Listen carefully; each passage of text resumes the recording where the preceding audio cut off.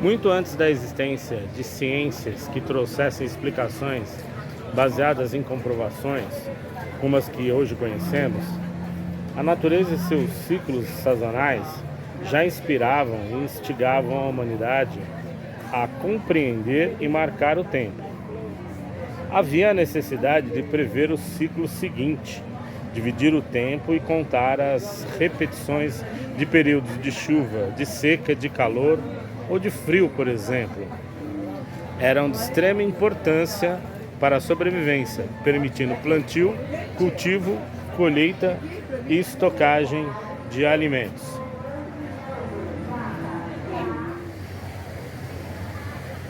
Para os romanos, a deusa ninfa Flora representava a força da natureza, capaz de fazer as árvores e jardins florescerem. Após seu casamento público com Zéfiro, deus do vento, Flora passou a reinar sobre as flores dos campos cultivados também. O mel e as sementes das flores são considerados presentes de Flora para a humanidade.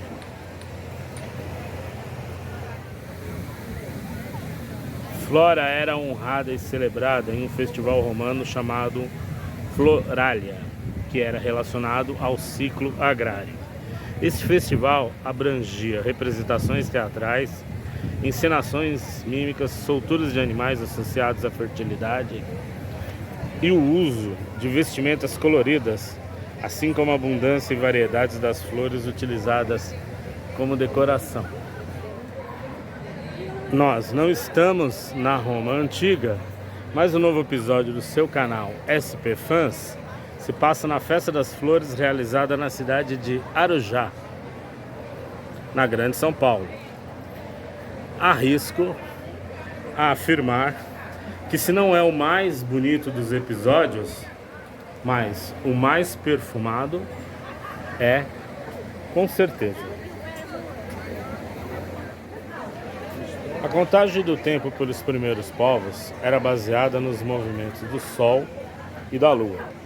O modo como o tempo passou a ser contado também se diferenciou ao longo das civilizações.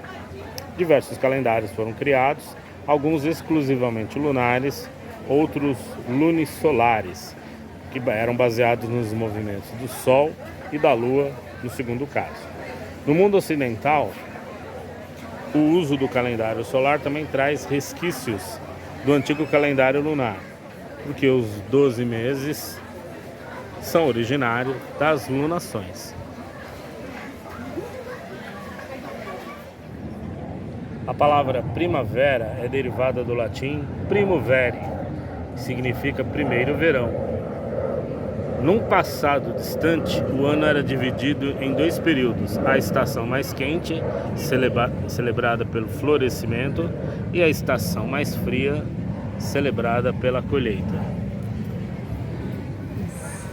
A posição das estrelas também foi muito importante para os povos antigos, como os egípcios, que acompanhavam cada amanhecer no horizonte até que a estrela de Sírius, então chamada Sotes, a deusa da fertilidade do solo, ficasse visível pouco antes do sol aparecer. Este era o sinal que a época da cheia do Nilo estava próxima e, consequentemente, era o momento de trabalhar o solo.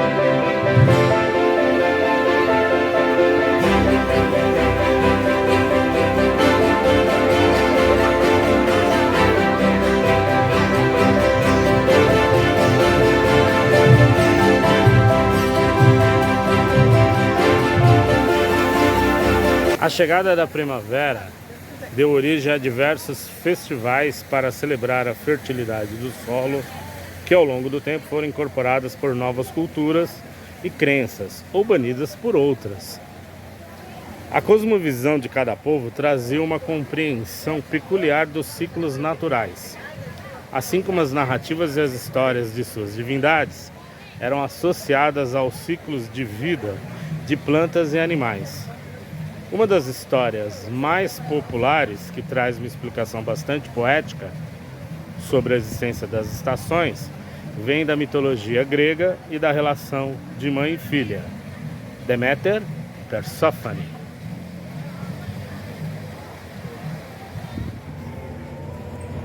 Para os gregos, o mundo havia sido dividido em domínios após conflitos entre os deuses. Hades reinava o submundo, Poseidon dominava os mares e Zeus era o deus dos céus e da terra. Hades se apaixonou por Perséfone, filha de Deméter, a deusa da fertilidade do solo, e a raptou, levando-a para o submundo. Tomada por imensa tristeza, Deméter fugiu e, longe dos campos e do cultivo, trouxe a infertilidade seca ao solo, e o mundo passou a viver um período de fome. Preocupado com a situação da humanidade, Zeus solicita a Deméter que volte ao trabalho de colheita dos campos, mas a deusa se recusa e informa que somente retornaria se sua filha voltasse. Hermes, o mensageiro dos deuses, é enviado por Zeus ao submundo com ordens para trazer Perséfone de volta. Hades concorda com o pedido de Zeus, mas entrega uma romã para Perséfone, que não sabia que comer frutos dos domínios de Hades a obrigariam a retornar ao submundo posteriormente. Ao comer a romã, Perséfone selou seu vínculo com o submundo.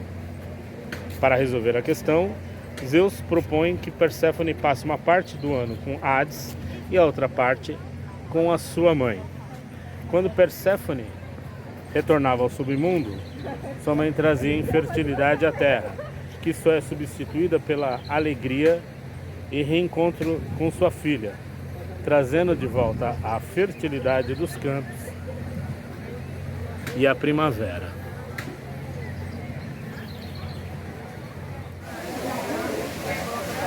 Primavera no Brasil, ao contrário do que pensamos, não é bem definida e padronizada, de forma geral. No entanto, com a chegada dessa estação, as chuvas começam a intensificar-se, tornando então as temperaturas mais amenas e aumentando a umidade do ar. No Nordeste, a estação seca continua, com exceção dos estados da Bahia, do Maranhão e do Piauí, as temperaturas continuam muito altas. Já no norte, as chuvas aumentam gradativamente, especialmente entre outubro e novembro. As temperaturas não mudam muito. Já no centro-oeste e sudeste, as chuvas ficam mais intensas e mais frequentes, e muitas vezes são acompanhadas de ventos fortes e granizo.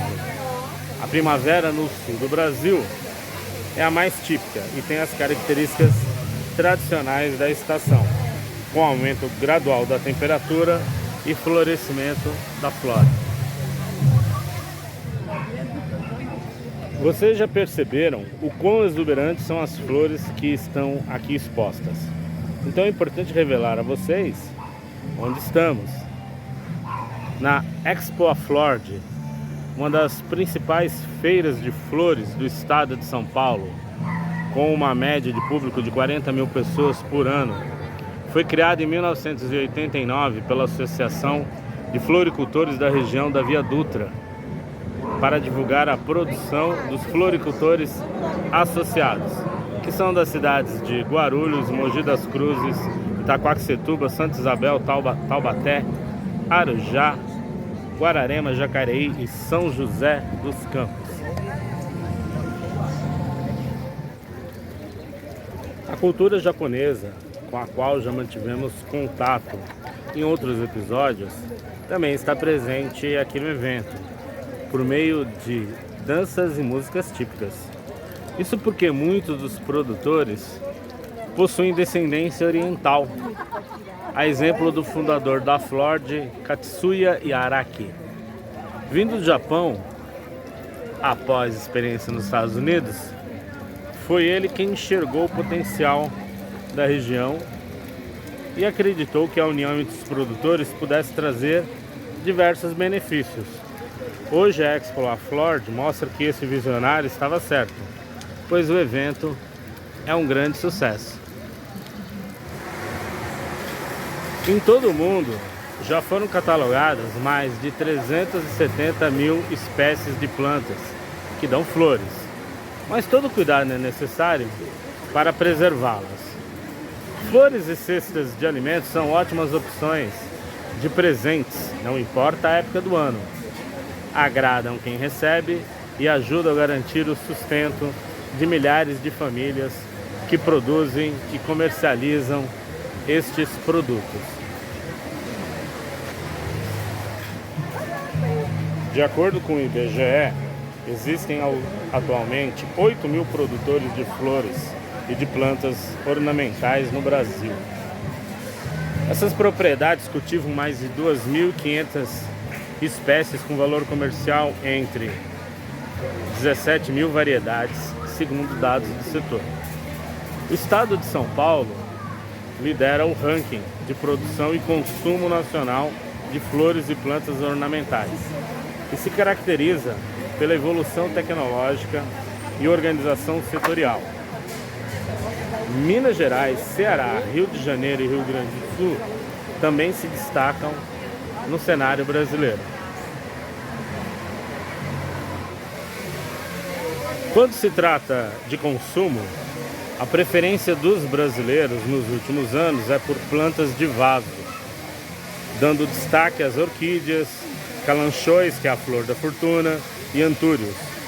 Quanto às flores de corte, as rosas são as mais cultivadas e consumidas.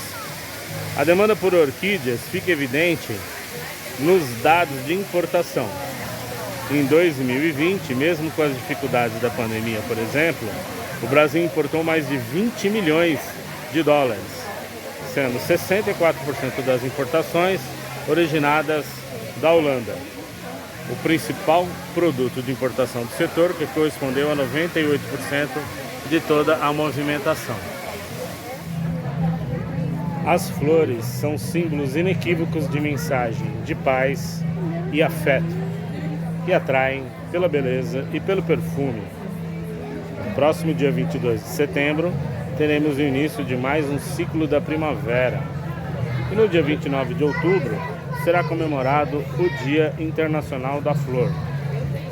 Desejando a todos vocês dias mais floridos, encerramos o nosso episódio.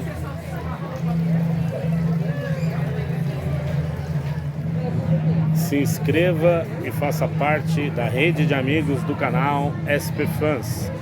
Dê o seu like, deixe o seu comentário e compartilhe com as pessoas que você gosta. Até a próxima!